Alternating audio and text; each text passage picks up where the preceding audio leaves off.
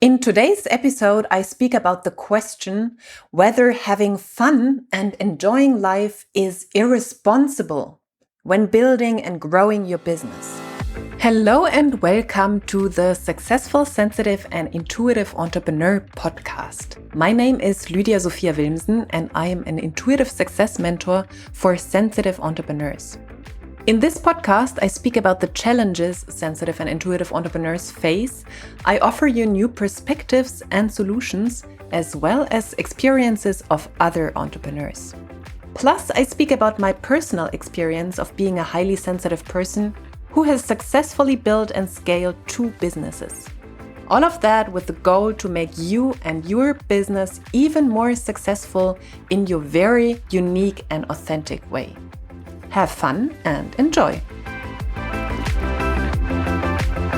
Should you not rather put in the work, be disciplined, work long hours, even though you're exhausted? Because this is how you build an empire. Hard work, no vacation for years, working late, and of course 7 days a week. And then, after those years of hard work, you will finally be able to enjoy the fruit of your labor in the years to come. Meaning, put in the work now and be happy later. This is what mainstream business culture sells you. Still. You can read whatever biography out there from huge, successful people, and most of them still outline that as the way to success. The hard years where they had to do the work from morning till evening. And I want to be honest with you. I call bullshit on that. So if you want to keep building your business the hard way, it's your choice. However, it is exactly that. Your freaking choice. I will give you a different set of beliefs today to choose if you are willing to shift everything around in your business and actually life. Let me quickly explain. Everything in your life is based on your thoughts and beliefs. Whatever circumstances there are, your thoughts and beliefs make them into something horrible or something to overcome and basically leading to something greater. Your judgment of the situation creates the suffering, not the situation. This is why, for example, yogis can sit for days in extremely painful poses. They have managed to change their body functions based on their thoughts. They have reached an inner state of bliss and peace that nothing in the outside world hurts or frightens them anymore. And this is actually their goal, not to create a functioning biz. And that's why they stay put, basically. We don't want that for you. In order to create something different, you'll need to take action. However, what I wanted to show with that is the choice we can make every freaking day on what we want to believe and what we want to think, and through that, create the reality we live in. Like the yogis. They have let go of the belief that something will hurt them or that they can't sit there for 10 hours. And now they create that and they change their body around that. They can silence those parts in the brain where they feel pain. So it is a choice what you want to believe and what you want to think. And this is where your ultimate power lies. This is where we can step into magical abilities, into shifting timelines, into quantum leaping, and so on. Beliefs create your reality. If you believe that success needs hard work, you will create an exact image of that in your life. You will create success and you will work hard. If you believe you have to be on 24/7, this is what you'll create. If you chose to shift into believing that success requires exactly the work you want to put in, for example, 20 hours a week, you will make this your reality. If you chose to believe that business and fun and joy and pleasure came together, you'd be an energetic match to that experience. So it is less the question if you have to put in hard work and many hours of work to lead your business. It is the question if you are willing to let go of those old beliefs of yours. This is the biggest step. Because shifting beliefs is actually easy. Once you have given yourself permission to do so, once you have permitted yourself to invite ease, beauty, passion, and pleasure into your life. What beliefs do you want to live by? Those that create hard work for you and suffering and struggle, or those that bring you beautiful situations in your life? Ease, happiness. It is about choosing your beliefs and your thoughts on a daily basis. And you need to check in with yourself. Why are you holding on to those old ideas and beliefs which create or which make you into a person who is constantly struggling and working harder and enjoying less fun and enjoying less pleasure in your business and life? And I have some ideas for you. And I know that many of you already have shifted into more ease and letting go of stress in business. You have been following me for a while, so I'm talking about that all the time. So you probably have already made some shifts. However, there is always another level. So please take some time and ask yourself those questions nevertheless. Reflect on the win, the payoff for you right now to keep those beliefs intact. Reflect on the win and the payoff for working hard right now, for not having fun, for not inviting fun and ease into your life. Actually, if you're doing quite well in business, you can check on different areas of your life. Perhaps you're creating difficult relationships all the time. You're creating fights with your partner. So if business is actually going well for you, check on different areas of your life. So there are the ideas for you. To whom do you want to be loyal to?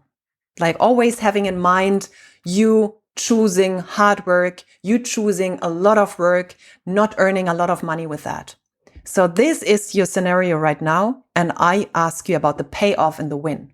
To whom do you want to be loyal to if you keep those old or those limiting beliefs, so to say, intact? Any family members come to your mind? Perhaps your father was hardworking, hustling, and you feel you want to be loyal to your parents and do it the same way. What heritage do you fear to betray if you gave up on hard work for just earning a little money? For example, my clients come from the working class, not from generations of money or generations of wealth.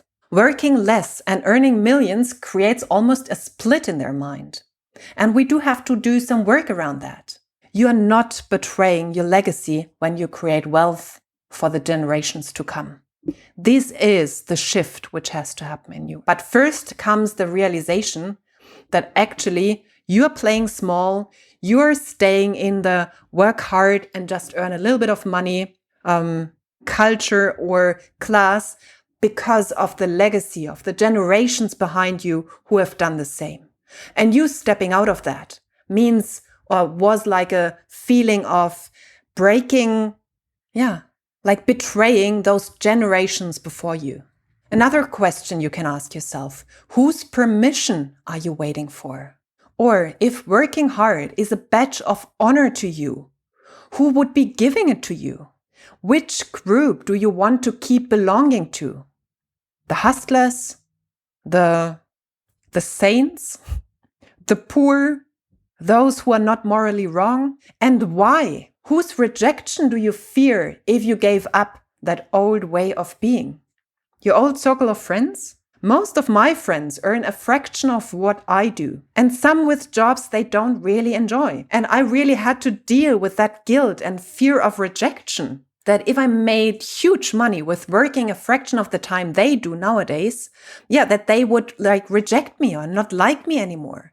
Or I felt guilty. How can I work so little and earn so much? I will be repelled from that group of my circle of friends. And that's a huge topic for human beings. Rejection, the fear of having to give up belonging, or the fear of being rejected from the tribe. This is survival mind at its best. Because in earlier times, when you were basically left or you had to leave the tribe, you were dead. That was a death sentence. And you have to make this clear for yourself where those thoughts come from, or those unconscious beliefs, basically. Another question, what is the moral payoff for working hard and not having fun? Does it come from old views from institutionalized church? Like only the poor enter heaven. This is what a client recently told me. That was a belief she had. Only the poor enter heaven. And pleasure is sin. All of that obviously is utter crazy bullshit. Sorry. This has kept generations in chains. The people in power could use that to create a massive workforce. Another question is, do you actually have no clue how to have fun? I was there. I was bored. I was unhappy in life. I did amazing things and still always longed for a deep feeling of fulfillment through other people and circumstances. And this could never feel like this huge emptiness in myself until I learned to create that feeling from the inside out.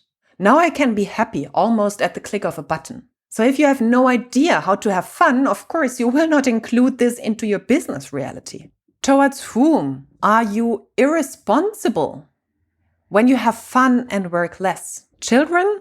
Your own children? Your clients? Especially the latter one shows up in my clients very often. They still equate time with money. So they have this feeling of the more hours they spend on their clients, the more worthy they can feel. Receiving 10K for 2 months of working with a client and hopping on several calls and not doing a lot of more things, more like spending more time. How daring, how frivolous.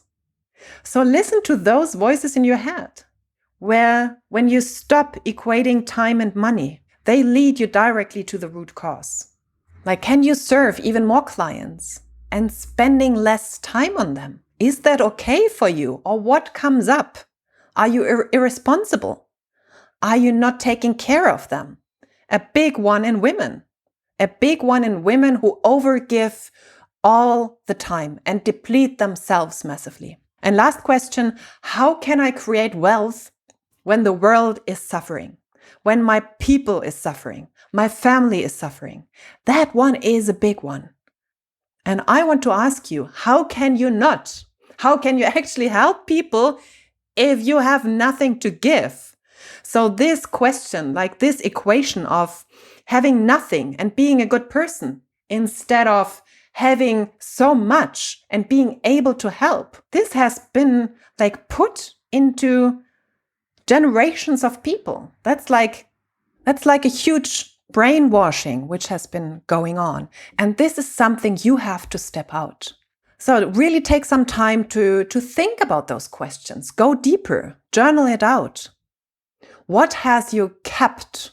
What has you kept imprisoned with those old beliefs? Why have you kept them as a payoff, as a win? Because if you don't understand that, you will stay there. You have to start letting go of those old wins and payoffs and enforcing basically the win or the payoff of those new beliefs, that they are more worthy, more truthful than the old ones. And then you will start shifting quickly. Once you have identified the root of your beliefs, you can easily let go of them. I do that with my clients all the time. Reframing, ancestral work, shadow work, all of that. So it's twofold. Let go of the old beliefs, do the underlying inner work, and practice new beliefs. Constantly give yourself permission to do so and build that new autobahn, so to say, those new neural pathways. And I will give you some new beliefs you can start aligning to, you can start integrating. And obviously create your own ones. Use them as an inspiration, basically. I create wealth with ease. The more I relax, the more money I earn. My business is pleasure. I am turned on by life, by my business every day. I love my life. I generate wealth for generations to come. The more money I make, the more everyone around me benefits.